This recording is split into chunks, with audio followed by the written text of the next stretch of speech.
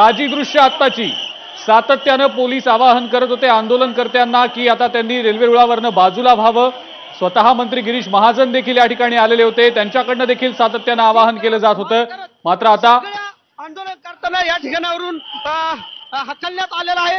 आमदार बालाजी किनीकर यांनी ज्यावेळी आंदोलन करण्याची बोलण्याचा प्रयत्न केला त्यावेळी त्यांनी एकच पोलिसांना इशारा केला आणि लगेचच हे आंदोलन कर्त्यांवरती लाठीचार्ज जो आहे तो या ठिकाणी झालेला आहे। त्यामुळे आता संपूर्ण सुंदर पाहिलं तर या ठिकाणी बघताय अशा पद्धतीने लाठीचार्ज जो आहे तो सुरू आहे आणि आंदोलनकर्त्यांना या ठिकाणावरून हकलण्यात आलेला आहे।